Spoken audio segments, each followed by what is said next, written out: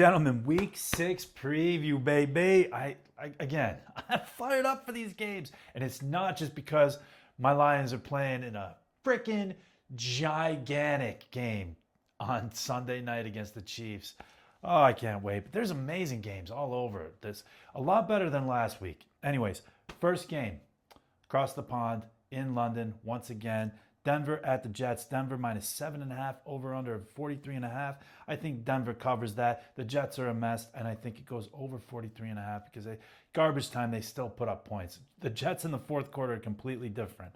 On Denver's side, Bo Nix is a super strong start. I like him to get going in this game.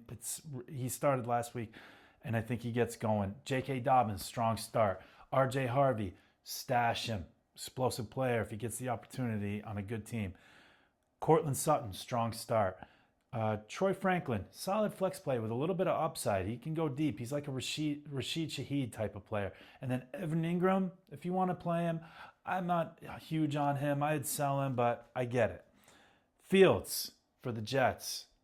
You kind of got to play him, right? Just because even though it's a tough matchup, he gets it done with his legs. Again, fourth quarter king in garbage time, and that's where Breece Hall, who I think is a strong start. Garrett Wilson, he was not a strong start. He's going to be shadowed by Patrick Surtain most of the game. So this is a tough matchup, as tough as it gets for Wilson. But again, volume play, you're going to start him as a strong flex kind of deal. Isaiah Davis, he's not even really worth stashing in my opinion. There's not a whole lot of upside there if Hall were to go down. And then Mason Taylor, he's heating up. I like him as a strong start as a tight end. Again, garbage time. Fourth quarter, he gets peppered with targets as Fields' favorite target in the fourth quarter. So I like him. Next game, Arizona at Indy. Indy minus 7, over under 47. That's a high over under for a Cardinals team that might not have Kyler Murray. As it stands, I'm going to just assume that he starts in the game and sits on your bench. Sell the guy. He's not good. And I said it last week. Find a better option than Kyler Murray if you can. Michael Carter, you can start him as a volume play. He's the clear RB1 on that team right now. DeMarcado, you can drop him after that blunder last week. You don't need to keep him on your roster. Marvin Harrison Jr., my goodness. If you could sell him based on name value, do it. To me, he's like a flex at best, really. And then Trey McBride, absolute must start, smash must start every week. On the other side, Daniel Jones, strong start, but they're probably be careful there because Indy's probably going to be good enough. Defense are going to get turnovers. Taylor might go for another hat trick, So don't play him thinking because of the matchup it's a strong. I don't see a huge ceiling for Jones in this one. But I'd still start him. Taylor must start. Giddens a must stash. Good, freaking really good team. You want the RB2 on that. And then Pittman's a strong start. Downs got going a little bit last week. Double-digit PPR points. He's a strong flex with upside. And then Tyler Warren, absolute must start. Indy covers the minus 7. And I think it goes over 47. Because I think Indy's capable of putting up 40 just on their own, just like they did last week against the Raiders. Next game, Rams versus Baltimore at Baltimore. Rams minus 7.5, over under 44.5. I think the Rams cover that, and I think it goes under because I don't think Baltimore are going to score. It's really tough. They need to get to their bye week next week. On the Rams side of the ball, Stafford's a must start. Kyron's a must start. Corum's a must stash. Puka's a must start. Devontae Adams is a must start. Higbee, he can go on waivers. You don't need, that's just getting greedy, but he's old and he's always banged up. You don't need the tight end on the Rams. On the other side of the ball, Cooper Rush, waivers. You don't want anything to do with Rush. And Derrick Henry. Now listen, Derrick Henry's like barely a flex right now, but he's a buy low target. They go into their bye week next week, and then when they come out, they have 2 really juicy matchups. Lamar should be back. They need this bye week to get going, get Lamar healthy. That offense will get going again, and I think this is an opportunity to buy low on Derrick Henry if you need a running back. I really do. His values couldn't be lower right now. Justice Hill, waivers, droppable. Zay Flowers, he's like the Jets situation. garbage time. He might get some PPR points, but he's a flex at best right now. Bateman, sit. Andrews, sit. You don't want Andrews. Likely, you don't want any of the. You can find better options than the Ravens tight ends right now. Rams covers, and it goes on. Next game, Cleveland at Pittsburgh. Pittsburgh coming off of a bye week. Pittsburgh minus 5.5, over under 38. I think Cleveland covers the minus 5.5 because outside of DK Metcalf, you got Cleveland's defense are the best against the run right now, right? So I hate Pittsburgh's running backs in this game. Warren over Gainwell for sure, just because of the PPR points. But outside of that, you just have DK Metcalf. You don't, so anyways, we'll get to Pittsburgh. Cleveland side of the ball, Dylan Gabriel, you can leave on waivers. Judkins is a must start for me every game. This one and every game moving forward. The volume, and he's super good. Dylan Sampson, if you have the room, stash him, but you don't need to. He can be on waivers if you need the roster spot. Judy, sell him based on name value. I'm sitting him in this game. He's going to be shadowed with Jalen Ramsey more than likely. Pittsburgh defense is my start of the week. I think it's going to be tough for anybody not named Judkins in this game. And maybe the tight ends. I shouldn't say that. But I'll get to them. Judy, sell him, sit him. Isaiah Bond, stash him if you can. Play him in cash for PPR because he's going to be cheap. And then Njoku, you can start him for sure. He got going with Gabriel last week. And even Fannin Jr. is kind of a low-end tight end streamer start. Nothing crazy, but I think there's enough. Those two could lead the team in pass catching with Gabriel in this game. On the other side, Rodgers. Try to sit him if you can against that defense. I know they're better against the run than passers, but Rodgers he's my age, you know what I mean? Like he's not really mobile, so find better options there. You can flex Warren. I try to sit Gainwell. Metcalf, super strong start in this game, though. I think he goes off in this game for sure. And then, I don't know. He's a strong start. I wouldn't get crazy. And then none of the other pass catchers you even need to roster. I mean that. The two tight ends combined aren't even a tight end one. Cleveland covers and it hits the under. Seattle at Jacksonville. Cannot wait for this game. Over under 47.5. Jacksonville minus 1.5. Jacksonville covers. I'm going to give them the credit, even though I'm not huge on them like everybody else. But I think it smashes the over at 47.5. Sam Darnold, strong start. Shootout. Darnold was almost the start of the week. Kenneth Walker, sell him based on the name. His name and even the volume he's getting, it's not matching the fantasy production. Plus, you got a Zach Charbonnet. Like, look, Kenneth Walker, he's a low-end start. Low-end RB2, high-end flex type of deal just based on the volume. But it's not a good matchup for running backs on either side of the ball. It's not a good matchup for him. Charbonnet, he's a low-end flex. You're banking on a touchdown at best. He needs a touchdown to save his day. Jackson Smith and Jigba must start every week, no questions asked. Top 5 wide receiver moving forward. Cooper Kupp, sit him, but if you need to, he's a low-end flex. You're hoping for some PPR action. And then A.J. Barner is definitely a streamable tight end. If yours is on bye or what have you, you can stream A.J. Barner. He's quietly been really good. Other side of the ball, Trevor Lawrence, my ultimate sell high right now. Going into the Kansas City game, it was not good. He was QB 31 on points per game. There's only 32 teams in football.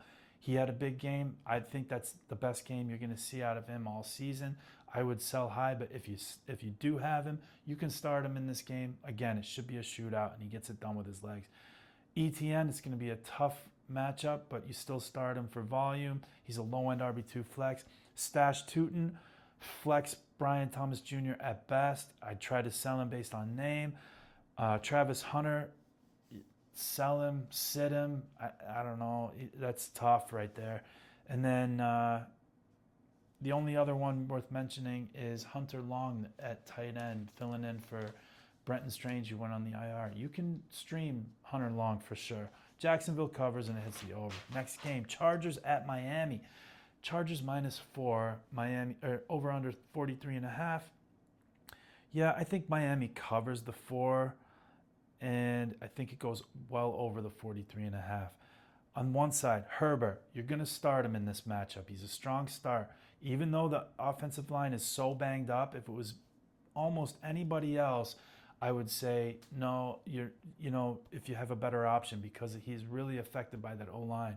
But this is too good of a matchup. You're not getting any pass rush from Miami. He should smash in this game and get back on track. We'll see. The 2 running backs, I'm going to call my shot. I like Vidal more than Haskins. I just think he fits the Omari and Hampton role more than Haskins does, even though I know Haskins has the familiarity with Harbaugh at U of M. I'm still calling my shot, and I'm picking Vidal. But you can flex either of them. Johnston, Allen, and McConkey are all starts. Obviously, Johnston and Allen stronger starts than McConkey, but I think they all have enough to get going in this game in what could be a shootout and smash the over, truly. They don't have a tight end to talk about. Miami side of the ball, try to find a better option than Tua. You just can't really trust him right now. I know he's home. He could smash, but I don't love it. Achan's the only must start in this game. Gordon, stash if you have room, but it's not. You don't have to get crazy. Waddle, Jalen Whiskers, because he's a freaking kitty cat. We'll keep it PG, family show here. But yeah, he's made of glass, and he gets hurt if it's windy out. I don't understand it. But if you can sell him, sell him. If not, he's got to be a strong start. It's just you got to kind of watch him like this, because he just literally gets hurt on every play. Malik Washington, he's a cash play and a sneaky flex play with upside. And then Darren Waller, absolute must start tight end. Unbelievable. The guy is playing out of his mind. Dallas -3 versus Carolina. Over under 49.5. Dallas is covering the 3, and it smashes the over, I believe. Dak, must start. Javonte must start. Jaden Blue, you can leave him on waivers. I know Sanders just went on the IR, but Blue's not very good. He's a dynasty guy. He's not a redraft guy. George Pickens must start. Jalen Tolbert, cash only. And Jake Ferguson must start. Carolina side of the ball. It's really hard to trust Bryce Young, but I get it if you want to start him in this game, because Dallas does not have a defense. So I understand where you're coming from if you want to start him. If you're sitting there with a Bryce Young and a Kyler Murray, give me Bryce Young over Kyler Murray. I just think there's more upside. Rico Dowdle, must start. Almost made my start of the week. 200 yards in his game last week, and is going to push. If he smashes in this week, which he should, he's going to push for that RB1 spot when Hubbard comes back. He might take that over. Tet McMillan, stick with him, start him. He just needs adequate QB play, and he could smash. I love him moving forward. Jalen Coker, off the IR. Like him right away in his first game back to smash as a flex and with upside. And then Jatavian Sanders is back. He's a streamable tight end. Okay. New England at New Orleans. Love this game. Over under 45.5. New England -3.5. I think New England cover that, and I think it definitely goes over. I think Drake May is my start of the week. Ramondre Stevenson, you can definitely play him. Look, I'm just going to adapt to it. I don't agree with it. The guy fumbles every 5 minutes, but New England, love him. So he should be good for an anytime touchdown if you play that. I think you can flex him low-end RB2. Trevion Henderson might get some volume. He's a low-end flex, but he's got to get better at pass protection before they can trust him to get more action. Stephon Diggs, start of the week. New Orleans give up the second most PPR points per game in fantasy. Smash him. Douglas waivers. Hunter Henry must start. Spencer Rattler, waivers, low-end start at best. Kamara, start him. He's active. Kendre Miller, he's a smash, must stash. And I like him as a sneaky start in this game as a flex. I think he's going to get some volume, especially if Kamara's injury that he's been dealing with all week pops up early and he takes over that backfield. Plus, there's the talks of Kamara getting traded. So I really like Kendre Miller. Chris Olave, he's a flex because of the volume. If you can sell him based on name, I would. Rashid Shaheed is a flex with huge upside. He can get 20 points on one play like he did last week. Juwan Johnson, I would definitely start in and as a strong start. And then Taysom Hill, he's a stash if you can. I mean, the guy's going to he's the backup QB right now. You get the QB points in the tight end spot. Tennessee, Cam Ward waivers. Tony Pollard definitely start. You can stash Spears if you want to. If not, it's not that big of a deal. Ridley, he's a flex at best. Ayamonor, flex at best. Okonkwo, low-end streamer at best. I mean, Tennessee's just the worst team in football. On the other side, Geno, honestly, you can drop him. He can be in waivers like Ward. You just can't trust that guy. There's something wrong with him right now. The play calling is horrible too. But Jonty, must start. Only must start in this game. Absolute must start. He should smash. And then Myers, low-end flex at best. They're not using him. Hasn't broke 50 yards receiving yet, I don't believe. Tucker, sit him. Mayer, you can stream him, but it's not a good matchup, and not a great one for him. Tennessee are pretty decent against tight ends, I believe. And so even with Bowers out, try to find a better option. Tennessee, the over-under was 41 in Las Vegas, -4.5. I think Tennessee covers that in a close game, and I think it goes under. Okay, San Francisco at Tampa Bay, 47.5. Over-under, Tampa -3. I think Tampa covers that. They win by 3. Well, that's a push. I think they win by a Chase McLaughlin field goal, my start of the week. San Francisco side of the ball. Mac Jones is banged up, but he's going to be out there. He's a warrior, and I think he's a low-end QB2. I'd start him over Geno. I really would. McCaffrey must start. Robinson, you can stash if you have room, because if McCaffrey, not God forbid, he gets hurt, you want the starting running back in that system. Look at Jordan Mason last year. Juwan Jennings, he's still questionable, but I think he plays, and you can start him, as well as Kendrick Bourne, who had a monster week last week. You can play both of them as solid flex plays. And then Tongas, solid stream and tight end. The volume's there. Baker Mayfield on the other side, absolute must start. Rashad White, he's a must start. Egbuka's a must start. Shepard's a solid flex play, and Cade Otton, my start of the week. I think Tampa covers and it smashes the over. I really do. Cincinnati at Green Bay. Green Bay -14. Since in the over/unders 44.5. I think since that's a really high over/under. I'm just gonna take Cincy to cover. They've got Joe Flacco. Just came in, brand new QB for them. I'm still sitting him. I think Green Bay coming off a bye, that defense is going to be fired up. It's going to be tough sledding for Flacco under a lot of pressure with that horrible offensive line. Chase Brown, he's a sit, but moving forward, starting next week, Flacco likes to pass it to the running backs a lot more than what they've had with Brown. And so Chase Brown, better days are ahead for him with Flacco, but sit him in this matchup. Jamar Chase, you're starting him. T. Higgins is a low-end flex at best, and then I wouldn't roster Gesicki or Fant. They belong on waivers. On the other side of the ball, Jordan Love almost made my start of the week, but I just think that Green Bay's defense are gonna smash in this game, and I think that Josh Jacobs has a big game coming off of a bye. But Jordan Love is a strong start either way. Jacobs must start. Dobbs, he's a low flex. I can't trust him yet, but I really like Golden, and I think he's a strong flex with huge upside in this game. I think he has a Rashid Shaheed type of game in this. You play him in cash, everything, and then Tucker Kraft, absolute must start. I think Cincy covers, and I think it goes over 44.5. Detroit at Kansas City. God, I can't wait for this game. Over under 52.5. Kansas City -2.5. Come on, I know they're at home, but Detroit, no way. Give me Detroit to cover. I think Detroit wins this game, and I'm not saying that as a fan. I just think they're a much better team. I really do. Averaging 34 points a game. No pass rush. So, look, Goff, super strong start. All pushing must-start territory because Kansas City give up the highest yards per play to quarterbacks on play action. Goff's bread and butter, play action. He is going to smash in this game, and they're not going to get a lot of pass rush. They don't have a good pass rush right now. So I think Goff is a smash start. Gibbs is a must start. Montgomery is a super strong start. St. Brown's a must start. J-Mo, he's a low-end flex right now. It just is what it is. And Laporta is a must start. Other side of the ball, I think Mahomes is a must start. He's balling out. He looks awesome. He just needs Rashee Rice to get healthy, which is next week, guys. He's back. So Mahomes is a strong start. I'd try not to play either running back in this game if you can. They're low end flexes at best.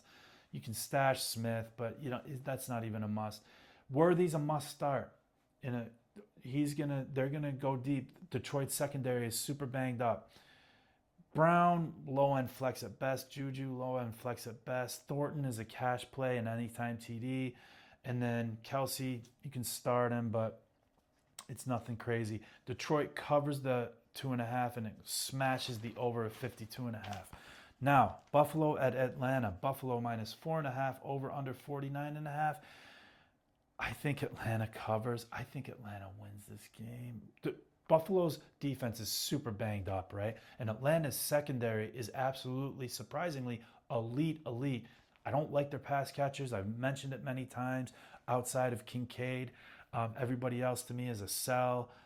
Especially Coleman, you don't even want to play. But I'll get into them. So Buffalo. Oh, first of all, Atlanta covers the 4.5, and I think it smashes the over of 49.5. Buffalo, Josh Allen must start. Come on, James Cook must start. I know he threw up a dud last week, but he's a good bounce back. He's gonna smash in this game. Ray Davis is not a mustache, but I would if you have the room. Khalil Shakir is probably a low end wide receiver, probably more of a strong flex play, honestly. I wouldn't play Coleman in this game. I'd try to sell him, but I'd try to sit Coleman if you can. I don't want to play him. I'm sitting him in a bunch of lineups. And then Kincaid, even though he's banged up, he's a must start if he's active. Atlanta's side of the ball, Penix. I think he's a really strong start in this game. I think he has a lot of upside with that banged up defense on Buffalo. Buffalo's going to be competitive. It's in Atlanta. Penix probably should have been my start of the week, honestly, because he's ranked a lot lower than who did I pick? Drake May. So I love Penix in this game. Bijan is a must start. Algier is a must stash. They love to run the ball in that offense. He's a great running back too. And then Drake London, absolute must start. No Darnell Mooney in this game. Ray McLeod is going to step up at the wide receiver too. I'd leave him on waivers. And then Kyle Pitts, super tough matchup. I'd try to sit him if I can, but I get it. You got to start him. I get it. You're praying for like most tight ends, you're praying for a touchdown. So I think Atlanta covers and it smashes the over. Chicago at Washington, last game, over under 49.5. Washington minus 4.5. I think Chicago covers that and it smashes the over. I think Chicago could actually win this game, not to be honest. I think Caleb is a super strong start. Swift, try to sell him, but you start him based on volume. I say that every week. Monungai, stash if you can. He would be the next guy up, especially if they sell Swift before the deadline at the end of the month. Adunze, must start. DJ Moore is nothing more than a flex. Burden's starting to get action. Burden is a stash, especially if they trade DJ Moore at the trade deadline. Colston Loveland looks like he's going to sit this one, so you can stream Cole Kmet. On Washington side of the ball, Jaden Daniels must start. Ja'Cory Krusky-Merritt, start of the week. McNichols, cash only as a super cheap option in case he gets some sort of action. Debo's a freaking must start for sure. He's balling out. Even though he's a little questionable and hurt, you still got to play him if he's active. Luke McCaffrey, he's a sneaky cash play, flex play. I think I like him as an anytime touchdown scorer. And then Zach Ertz, same thing. He's a sneaky start. He had a horrible game last week, but I think he's in line for a touchdown and a bounce back. That is my week 6 preview, guys. Stick with me. I know I got this one in late. I'm just trying, blah, blah, blah, blah, blah. We'll get there. All right. Smash it this week, guys. Can't wait for Sunday's slate of games.